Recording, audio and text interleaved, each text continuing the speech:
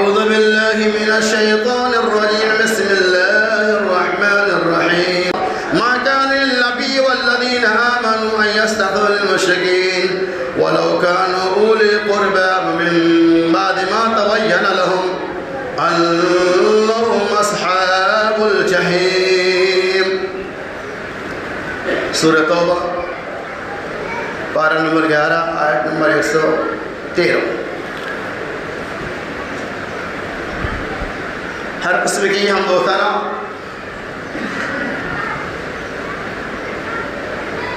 بڑائی اور کبریائی اللہ تبارک و تعالی کے لیے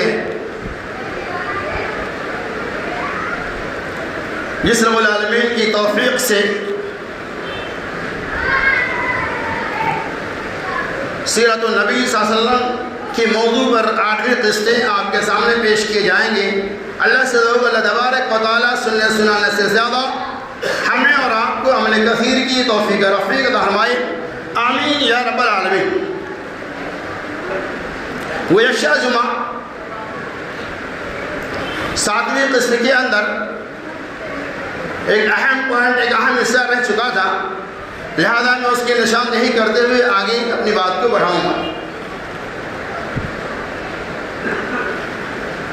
جیسا کہ آپ جانتے ہیں محمد رسول اللہ صلی اللہ علیہ وسلم کے ساتھ ابو طالب کا ایک گہرا رشتہ تھا، ایک خاص رشتہ تھا. باوجود کہ ابو طالب نے ایمان نہیں لایا، لیکن محمد رسول اللہ صلی اللہ علیہ وسلم کے ہر موڑ پہ مدد کی. جہاں تک ہو سکا آپ کے ساتھ قربانیاں پیش کی، لیکن وہ ایمان نہیں لایا. جب آپ کی وفات کا وقت قریب آیا تو اہل قریش کے ایک قافلہ غالباً جس کی سرداری ابو جہل اور عبداللہ بن امیہ تھا، ابو طالب کا آخری وقت ہے، دنیا سے جانے والا ہے اور یہ لوگ ان کے گھیرے ہوئے ہیں. محمد رسول اللہ صلی اللہ علیہ وسلم اسی بیچ آخری مرحلے میں ابو طالب کے بعد پہنچتے ہیں اور اپنی دعوت جو آخری مرحلہ ہے، اللہ کے نبی صلی اللہ علیہ وسلم نے کہا کہ اے میرے چچا آخری مرحلے میں آپ داخل ہو چکے ہیں، آپ لا الہ الا اللہ محمد رسول اللہ پڑھ لیں تاکہ اللہ تبارک و تعالیٰ کے یہاں اس کلمے کے ذریعے میں حجت کروں. چونکہ آپ نے زندگی کا کوئی حصہ نہیں ہے جہاں میرا ساتھ نہیں دیا. اے ابو طالب آپ اس کلمہ کو پڑھ لے تاکہ میں اللہ تعالیٰ کے سامنے اللہ کے اس کلمہ کے ذریعہ، کلمہ توحید کے ذریعہ، لا الہ الا اللہ کے ذریعہ حجت کو قائم کروں. نبی صلی اللہ علیہ وسلم دعوت و تبلیغ کے معاملہ میں اتنے زیادہ آگے تھے، اتنے زیادہ الحمد بڑھے ہوئے تھے. آخری وقت تک آپ نے کوشش کی. ابو جہل اپنی نگاہیں پھاڑ کر دیکھ رہے ہیں، ادھر عبداللہ بن امیہ اپنی نگاہیں پھاڑ کر ابو طالب کی طرف، محمد کی طرف دیکھ رہی ہے. معاملہ کیا ہوا ہے؟ ابو جہل عبداللہ نے کیا کہ معلوم ہے؟ کہا اے ابو طالب کیا تو آخری وقت میں عبد المطلب کے مذہب کو ترک کر دے گا؟ کیا تو اپنی ملت کو چھوڑ دے گا؟ محمد صلی اللہ علیہ وسلم دعوت دے رہے ہیں، لا الہ الا اللہ پڑھ لو، لا الہ الا اللہ پڑھ لو. حتیٰ کہ آپ نے یہاں تک کہا میں آپ کے لیے اس وقت تک کوشش کروں گا جب تک کہ رب ذوالجلال کا آخری فیصلہ نہ ہو جائے.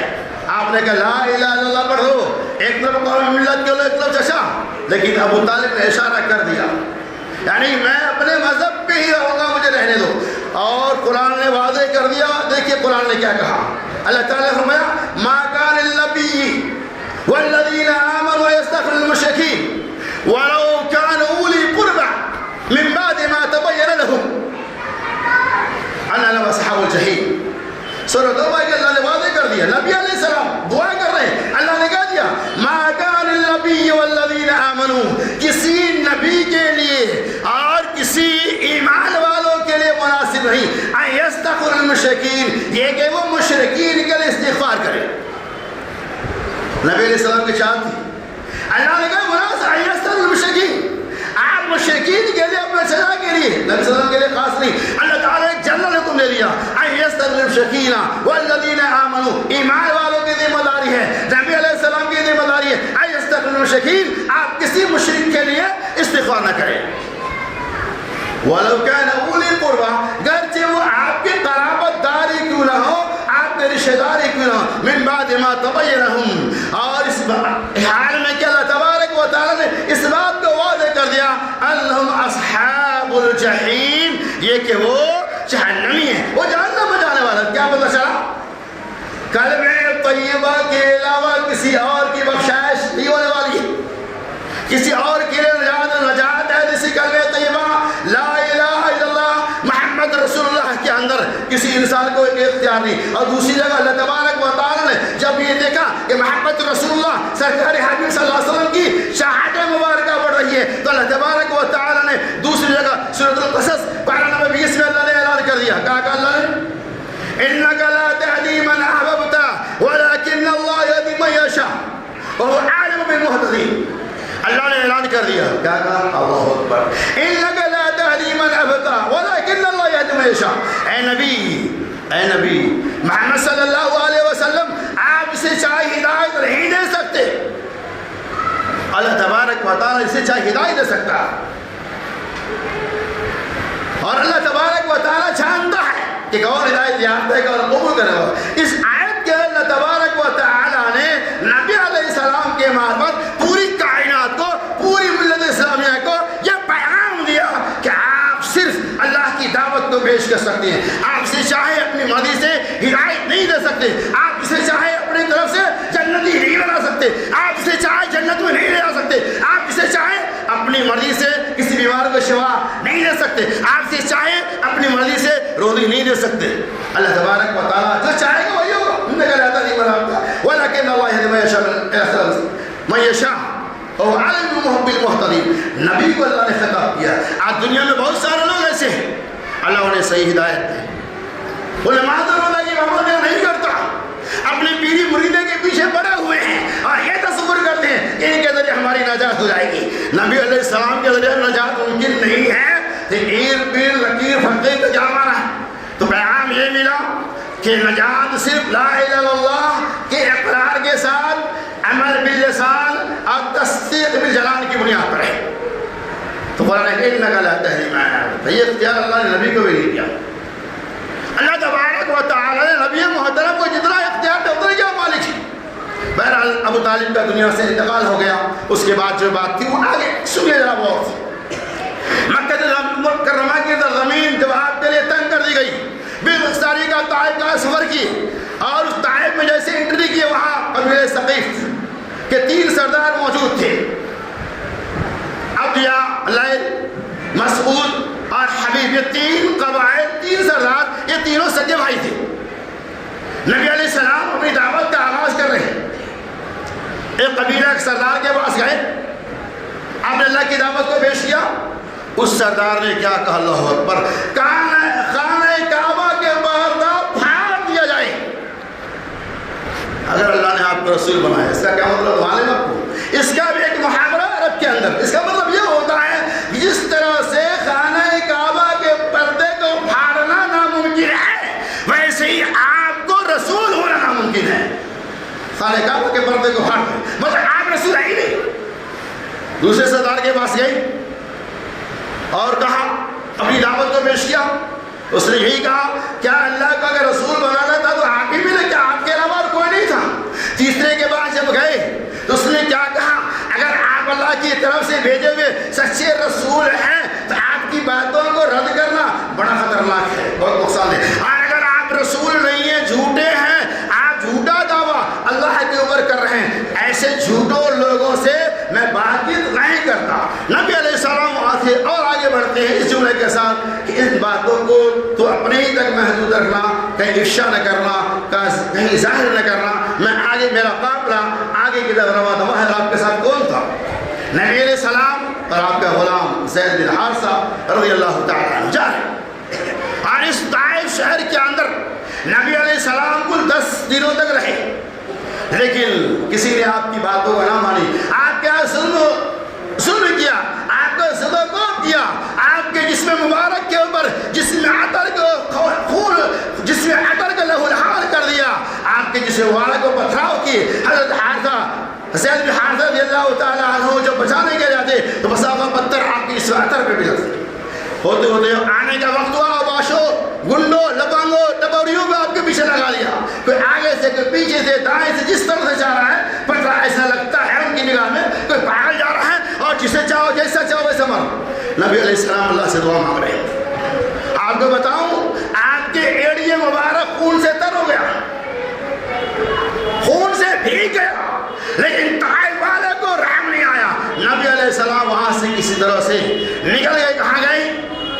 آپ صلی اللہ علیہ وسلم اپنا ربیہ کے باغ میں داخلہ لیتے ہیں، اپنا ربیہ کے باغ میں تھے، وہاں انگور کا بہت بڑا باغ تھا، وہاں کنارے بیٹھ گئے اور اللہ تبارک و تعالیٰ سے دعا کیے۔ اس باغ کے کنارے میں بیٹھ گئے، اللہ سے دعا کر رہے ہیں، اے رب العالمین تو مصیبت زدہ کی مصیبتوں کو دور کرنے والا ہے، اے اللہ تو بے کسوں کا سہارا دینے والا ہے، اے رب العالمین تیرے محتاج ہے، اللہ کیا تو مجھے ظالموں کے حوالے کرنے والے ہیں، اللہ کیا تو مجھے ظالموں سے کچلوانا چاہتا ہے، اے اللہ تیرے علاوہ میرا کوئی سہارا نہیں، اے اللہ تو ہی مشکل کشا، اے اللہ تو ہی حاجت روا ہے، اے اللہ مصیبتوں کی فریاد کو سننے والا، اے اللہ سارے حقائق کو اللہ کے نبی صلی اللہ علیہ وسلم رو رو کر بیان کرتے ہیں، اللہ کے سامنے ہاتھ کو پھیلاتے ہیں، اللہ کا جوش و جلال غالب آ جاتا ہے اور کہے فرشتوں کی جمع جاؤ میرے نبی محمد صلی اللہ علیہ وسلم کے پاس جاؤ۔ اسی باغ کے اندر فرشتے آتے ہیں اور کہے اے نبی اللہ تبارک و تعالیٰ کے حکم آیا ہے جاؤ میرے نبی سے اجازت لے لو۔ اب بتو طائف باتوں نے کتنا ستایا تھا، اللہ کتنا دکھ دیا تھا، اللہ کا جلال آتا ہے۔ فرشتے کہتے ہیں اللہ کے نبی کیا کہتے کیا کہا؟ اے نبی آپ کا ادنا اشارہ ہو جائے، ان دو پہاڑیوں کے بیچ میں طائف والوں کو چکنا چور کر دیا جائے گا۔ اگر دو پہاڑی کے بیچ میں کسی انسان کو کسی جماعت کو کسی قافلہ کو رکھ دیا جائے اور دبا دیا تو کیا حالت ہے؟ کہتے ہیں چکنا چور کر دیا جائے۔ اللہ کے نبی کیا کہتے ہیں اللہ اکبر، اللہ کے کیا کہتے ہیں؟ اے فرشتے چھوڑ دو، یہ قوم مجھے پہچانتی نہیں، اگر یہ قوم مجھے پہچانتی تو میرے ساتھ اس طرح کے ظلم و زیادتی نہیں، چاہنے دو اس قوم کو اپنی حالت پہ۔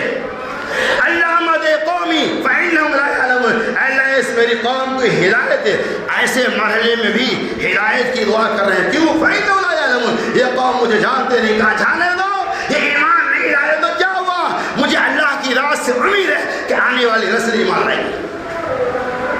اس بات کے اندر آپ موجود ہیں، اللہ کا حکم آ رہا ہے، نبی رحمت آپ کے رحمت کاملہ جوش میں آتی اور آپ چھوڑو۔ اسی باغ کے اندر جو باغبان تھا، جو اس باغ کا مالک تھا، دیکھتے ہیں کہ یہ لوگ حیران پریشان ہیں، تکلیف زدہ ہیں، اپنے غلام اجاز کو کہتے جاؤ انگور کا ایک گچھا لے لو اور اسے حوالے کر دو، کھانے کے لیے دیے۔ اجاز وہاں سے کھجور کا ایک گچھا لیتے ہوئے نبی علیہ السلام کے قریب پہنچے اور دیکھیے کتنی پیاری بات، اللہ اکبر کتنی برکت ہے، ہم لوگ اس چیز کو نہیں مانتے، فالو نہیں کرتے جلدی، کتنی برکت ہے، اللہ اکبر۔ وہ عداس جو عیسائی تھا نبی علیہ السلام کے قریب آتے ہیں اور انگور کو بڑھاتے ہیں، نبی علیہ السلام دستے مبارک میں اس انگور کا گچھا لے کر کہتے بسم اللہ، جیسے بسم اللہ کہا وہ عداس جو عیسائی تھا پوچھتے ہیں اس علاقے کی نئی بات ہے، ہمارے علاقے میں تو ایسا کوئی نہیں کہتا ہے۔ نبی صاحب پوچھتے ہیں آپ کہاں کے رہنے والے؟ بسم اللہ کی برکت ہے۔ پوچھتے ہیں آپ کہاں کے رہنے والے ہو؟ کہا وہ نینوا شہر کا رہنے والا ہوں۔ کیا وہی نینوا شہر جہاں کا یونس مکہ ہے؟ وہ عداس پوچھتے ہیں آپ کو اس کا علم کیسے ہوا؟ کہا رہے یونس مکہ میرے بھائی ہیں، وہ نبی تو میں بھی نبی ہوں۔ اتنا کہنا تھا کہ وہ عیسائی عداس نبی صلی اللہ علیہ وسلم کے تلمس ہو جاتے ہیں، چھپ جاتے ہیں اور کہتے ہیں آپ اللہ کے سچے نبی ہیں، آپ پکے نبی ہیں، لہذا میں ایمان لاتا ہوں۔ عداس ایمان ہے اور وہاں سے پورا منظر اس باغ کے اندر بیٹھے دونوں بھائی دیکھ رہا تھا، یہ کیا ہوا؟ جب وہاں واپس گئے تو پوچھتے ہیں ارے اتنی تاخیر کو کیا کر دے وہاں بیٹھ کے؟ جواب دے اللہ اکبر، جب ایمان انسان کے دلوں تک پہنچ پیوست کر جاتی ہے اس کی شاشنی الگ ہوتی ہے۔ وہ کہتے ہیں وہ غلام کہہ رہا ہے، وہ غلام وہ آگا آیا مرتا۔ پوچھا کیا کر رہے تھے دل سے؟ کہا ارے وہ تو ہمارے آقا ہے، ان کی بات بہت پیاری ہے۔ کہا وہ کون ہے؟ کہا وہ آقا، وہ نبی ہے۔ کہا وہ نبی ہے، یہ کس نے کہا؟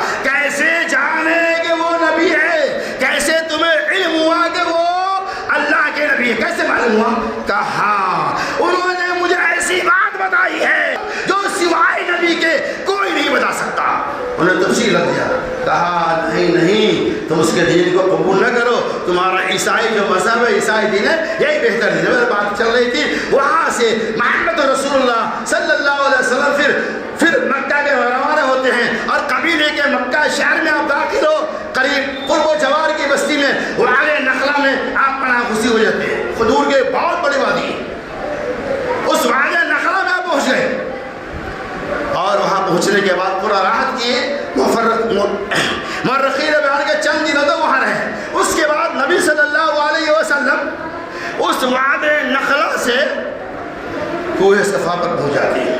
مکہ میں انٹری ہو گئی، کوہ صفا پہ پہنچ گئے، کوہ حرا پہ پہنچ گئے۔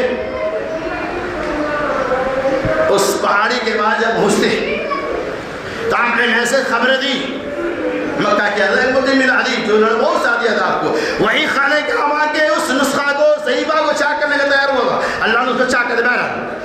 خبریں آ گئی مطمئن علی اور مکہ میں دیگر لوگوں کو بھی خبریں پہنچی کہ محمد نامی آدمی تو پھر اس شہر میں آ گئے جسے ہم نے شہر بدر کر دیا تھا۔ بہرحال مطمئن علی کہتے ہیں کہ میں اسے پناہ دینے والا ہوں۔ فوراً زنگی خود تو پہنتے ہیں، لوہے کا سرا پہنتے ہیں، ہتھیار سے پورا لیس ہو جاتے ہیں۔ ان کے بعد دو لڑکا تھا، دونوں لڑکوں کو بلایا اور کہا جاؤ جنگی سامان پہن لو، ہتھیار سے اپنے آپ کو لیس کر لو۔ اس کے بعد اپنے قوم والے کو، اپنے گھرانے والے کو، اپنے خاندان والے کو کہتے ہیں میں نے محمد کو امان دے دیا ہے، محمد کی حفاظت کی ذمہ داری ہم نے لے لی ہے، لہٰذا میری قوم کے لوگوں، اے میری خاندان والوں، تیار ہو جاؤ ان کی حفاظت کے لیے۔ ایمان نہیں لائے ابھی، ابو جہل پہنچ گیا، کہے کیا تو ایمان لے آیا؟ کہ نہیں۔ پھر کہنا انہیں اعلان دے دیا ہوں، لہٰذا جو بھی ہو جائے، جس کو جو کرنا کر لے، میں اس کی حفاظت کروں گا۔ مطمئن علی اپنے ان لشکروں کے ساتھ چھوٹا سا قافلہ کو لے کر نبی محترم کے بعد پہنچتے ہیں، اور قافلے کے پیچھے نبی علیہ السلام کو رکھتے ہیں، خانہ کعبہ کے سامنے پہنچتے ہیں، اور وہاں جا کر محمد رسول اللہ صلی اللہ علیہ وسلم 2 رکعت نماز ادا کرتے ہیں، نماز پڑھتے ہیں۔ مطعم بن عدی اور ان کے جو اعلیٰ اولاد گھر والے تھے محمد صلی اللہ علیہ وسلم کی عبادت کر رہے ہیں۔ اب معاملہ یہاں سے اور بڑھتا ہوا کہ ابھی حج کا موقع آنے والا ہے، اور نبی صلی اللہ علیہ وسلم نے اپنی دعوت کا آغاز ویسے ہی کیا جیسے پہلے کیا تھا۔ طائف کے سفر سے پہلے جو دعوت و تبلیغ کا ماحول مکہ کے اندر تھا، نبی علیہ السلام وہی دعوت چھپ چھپ کر کنار جیسا موقع ملا ویسے دعوت و تبلیغ کا کام شروع کر دیے۔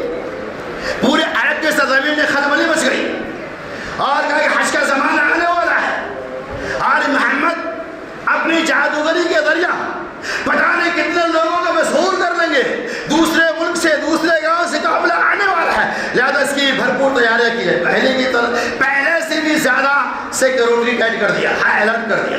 مکہ کے اطراف جتنے بھی سرحدی علاقے تھے، یہاں سے مکہ کے اندر سوار اپنی سواری پہ سوار ہو کر انٹری کر سکتا ہے، حرم کعبہ میں آ سکتا، اس سارے علاقے کے اوپر سخت سے سخت بندوبست کر دیا، اور جتنے بھی آنے جانے والے تھے، جو لوگ بھی آتے ان کو یہی کہتے، سارے لوگوں کو کہتے حج کا موقع ہے، سارے لوگوں کو یہی کہتے کہ محمد نام ایک انسان پیدا ہو گیا ہے، ان کی باتوں میں مت آنا، ان کی باتیں مت آنا، اگر تم ان کی باتوں کو مان لیے ایسا ہوگا ویسا۔ یہ خبریں مطلب حج سے پہلے بھی پھیلا رہے تھے اور بعد بھی پھیلا ہے، حج کے موقع نہیں پھیلا ہے، لیکن یہ خبریں پوری دنیا میں جنگل کے آگ کی طرح پھیل گئی، اور لوگ گرچہ یہاں کچھ لوگ نہیں آئے، اپنے ملک کے اندر ہی آپ کی دعوت سے متاثر ہو گئی، اسلام قبول کر لیے۔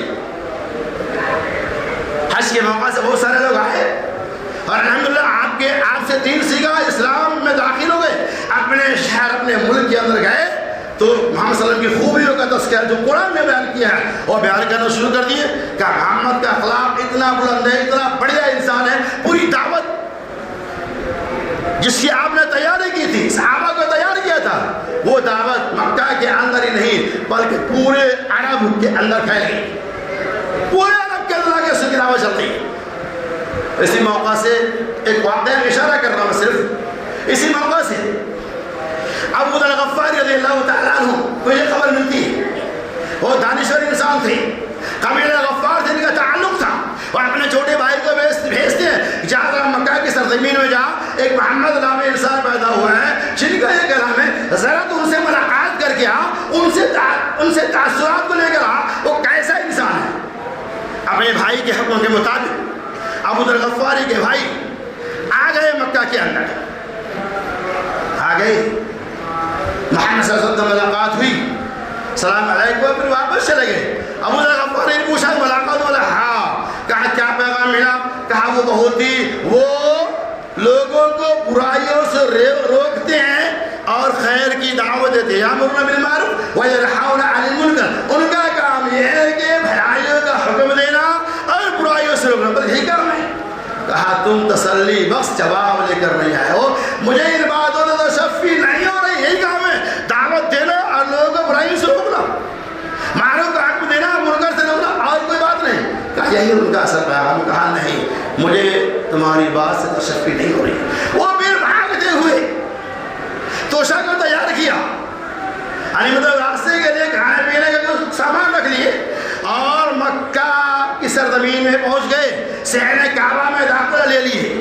اب چونکہ ابو ذر غفاری رضی اللہ تعالیٰ عنہ جانتے تو نہیں تھے کہ محمد نبی انسان کون ہے، کبھی دیکھا نہیں تھا، لیکن آپ پوچھ اس لیے نہیں سکتے ہیں کہ جس سے پوچھیں گے کہیں وہ اس کا دشمن ہو، مجھے زیادہ کوب نہ کرے، مارے بھی اس ڈر سے کس لیے پوچھانے. اسی صحن میں نماز پڑھ رہے ہیں، گھوم رہے ہیں آگے پیچھے اجنبیت کی طرح. اجنبی تو اجنبی ہوگا لیکن کسی سے پوچھ نہیں رہے اس ڈر سے کہ کہیں پوچھیں گے تو ہمارے ساتھ ظلم نہ کریں. وقت ڈھلتا گیا، شام قریب آتی گئی. حضرت علی رضی اللہ تعالیٰ دیکھتے ہیں کہ کوئی اجنبی لگ رہا ہے، پریشان حال ہے، بلاتے ہیں. کہا ٹھیک ہے میرے ساتھ چلو. کوئی بات نہیں بتا رہے، کیوں؟ حضرت علی رضی اللہ تعالیٰ عنہ کو بھی نہیں معلوم یہ کیا کرنے کے لیے ہے، نہیں یہ نہیں معلوم حضرت علی کون ہے. کہا اگر میں اپنی بات رکھتا ہوں تو کہیں میری بات سن کر یہ مجھے زد و کوب نہ کرے. گھر میں گئے، رات بھر یہی خیال رہا کہ اگر اسے خبر مل جائے گی کہ میرے ساتھ کوئی حادثہ نہ ہو جائے، رات بھر اسے صحیح سے سونے کا موقع مل، اس ڈر سے کہ کہیں کوئی خبر نہ مل جائے اور میرے ساتھ کوئی معاملہ نہ کرے. بہرحال صبح ہوئی، علی رضی اللہ تعالیٰ عنہ ابو ذر غفاری رضی اللہ تعالیٰ پھر اپنے منزل پہ آ گئے. کہاں آئے؟ خانہ کعبہ میں آ گئے. پھر آپ گھوم رہے ہیں، خانہ کعبہ میں طواف کا شکل لگا رہے ہیں، ادھر دیکھ رہے ہیں، لیکن کوئی مسکن آپ کو نہیں ملا، کوئی منزل نہیں ملی. حضرت علی رضی اللہ تعالیٰ پھر دیکھتے ہیں کہ وہی آدمی ہیں، کل بھی گھوم رہے تھے، آج بھی بھٹک رہے ہیں، یا آخر یہ ہے کون، آج اس سے میں پوچھوں. حضرت علی رضی اللہ تعالیٰ عنہ سے برداشت نہیں ہوا. آپ نے اس سے پوچھا کہ آپ کہاں تشریف لائے ہیں، کیا مقصد ہے؟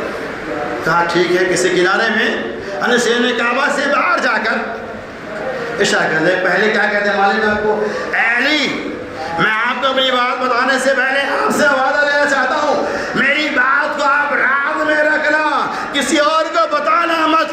میں جو کچھ کہوں گا پورے دل تک رکھنا، میری بات کو افشا مت کرنا، باہر مت پھیلانا، ورنہ لوگ مجھے نہیں چھوڑیں گے. کہا وہ کیا بات ہے؟ کہا بات یہ ہے کہ محمد نامی آدمی سے ملنا چاہتا ہوں. کہا منزل تمہاری مل کی خبر آنا. کہا میں نے اپنے چھوٹے بھائی کو بھیجا تھا لیکن وہ تو شخصی وقت جواب لے کر نہیں گئے، مجھے اس سے ہی ملنا ہے، میں اس سے فیس ٹو فیس ملنا چاہتا ہوں، لیکن میں تجھے پہچانتا نہیں ہوں، نہ میں کسی کو بتا سکتا ہوں ڈر کے مارے. حضرت علی رضی اللہ تعالیٰ کہ اب تمہیں اصلی منزل مل گئی، خبر آؤ مت، میں آگے آگے جا رہا ہوں، تم پیچھے پیچھے آؤ. جس گھر میں میری انٹری ہو تم بھی داخلہ لے لینا. ایک بات سے یاد رکھنا، اگر اس گھر میں کوئی دشمن موجود ہوگا تو میں تھوڑا راستہ کٹ کر کنارے ہو جاؤں گا، تم سمجھ جانا کہ میرا خطرہ اپنا راستہ چلتے رہنا، گھر میں بتا. اگر میں گھر میں داخلہ لے لوں تو میرے پیچھے تم بھی آ جانا. ایسے ہوا. حضرت ابو ذر غفاری رضی اللہ تعالیٰ عنہ ہتانے کے پیچھے سے گھر میں داخلہ لے، گھر میں چلے گئے. یہی محمد ہے. جیسے ہی گھر میں پہنچتے ہیں سب سے پہلے کیا کہے؟ اشہد ان لا الہ الا اللہ واشہد ان محمد رسول اللہ. اے اللہ کے رسول، میں اس بات کی گواہی دیتا ہوں کہ اللہ تبارک و تعالیٰ کے علاوہ کوئی معبود نہیں، اور میں اس بات کی گواہی دیتا ہوں کہ محمد صلی اللہ علیہ وسلم اللہ کے رسول ہے. کلمہ طیبہ کا لا الہ الا اللہ کا اقرار کر لیتے. اور جب سلام علیکم بات چیت ہوئی، نبی نے ایک پیغام دیا، سنو ابھی اپنے اس ایمان کا افشا مت کرنا، ظاہر مت کرنا، جاؤ اپنے گھر میں. کہا یا رسول اللہ یقین برحق ہے میں اس کو ظاہر کرتے ہوئے قبیلہ غفار تک جاؤں گا. بہرحال جوش جنون تاری، اسے کہتے ہیں ایمانی جذبہ، ایمانی حوصلہ۔ نبی علیہ السلام نے احتیاط میں کہا ایسا مت کر، لے کے گئے خانہ کعبہ کے قریب سے جاتے ہوئے آپ نے کلمہ بھی بلند کیا، اشہد ان لا الہ الا اللہ واشہد ان محمد رسول اللہ۔ جب یہ کلمہ عرب کی وادیوں میں، عرب کی گلی میں گونجنے لگی اور لوگوں نے دیکھا کہ ابو ذر غفاری یہ بدین ہو گئے، کیا کہا بدین ہو گئے، سارے لوگ مل کر آپ پہ پٹائی کرنا شروع کر دی۔ ابو ذر غفاری رضی اللہ تعالیٰ عنہ کہتے ہیں مجھے ایسا لگ رہا تھا کہ اب میری موت واقع ہو جائے گی۔ اسی بیچ حضرت عبداللہ بن عباس رضی اللہ تعالیٰ عنہ آتے ہیں اور مجھے بچا لیتے، کہتے ہیں ارے معلوم نہیں تمہیں کا تعلق قبیلہ غفار سے جہاں سے تمہارا تجاری قافلے کا گزر ہوتا ہے، بس چھوڑ دیے۔ پھر دوسرے دن آئے، پھر یہی معاملہ ہوا، پھر صدق کو کیا گیا، پھر عبداللہ بن عباس رضی اللہ تعالیٰ عنہ آئے اور آپ کی عبادت کی، آپ کو ایک کہہ کر بچا لیا، ایک قبیلہ غفار والے ہیں، تمہارے قافلہ تجارتی قافلہ اونٹنی وغیرہ کے گزر انہی قبائل کے بعد سے ہوتا ہے، اگر تم انہیں مارو گے تمہارے ساتھ کیا معاملہ ہوگا۔ بہر یہ کہتے ہوئے بچا لیے گئے۔ ابو ذر غفاری رضی اللہ تعالی عنہ اپنے شہر غفار قبیلہ غفارے پہنچ گئے، پھر جو کچھ سیکھا تھا اس کی دعوت فائنل ہے انشاءاللہ۔ اس کے بعد کی جو اس موضوع کی 9ویں کڑی ہے، اس کا سلسلہ اس کے بعد کے خطبہ جمعہ میں پیش کیا جائے گا۔ اللہ تبارک و تعالیٰ اللہ تعالیٰ ہمیں اپنے ایمان پر استقامت عطا فرمائے۔ اے رب العالمین ہمارے جو بھائی بدین ہیں اسے دیندار بنا دے۔ اللہ ہمارے جو بھائی قتل دبے ہوئے ہیں ان کے قرض کی ادائیگی کے اسباب پیدا کر دے۔ اللہ ہمارے جو بھائی دنیا سے چلے گئے ہیں، اللہ جن کی وفات ہو چکی، اللہ ان کے گناہوں کو معاف فرما دے، اے اللہ ان کی مغفرت فرما دے، اے اللہ ان کو اپنے اعزا و اقارب کی جدائی پہ صبر جمیل فرما۔ اے رب العالمین ہمارے بھی جو بھائی اور اولاد کی نعمت سے محروم ہیں، اے اللہ ان کو نیک اور صالح اولاد فرما۔ اے اللہ جب تو دنیا میں زندہ رکھنا چاہتے اسلام میں طرف، اور جب یہ ہمارا خاتمہ ہو خاتمہ بالخیر ہو، آمین۔ وآخر دعوانا ان الحمد للہ رب العالمین۔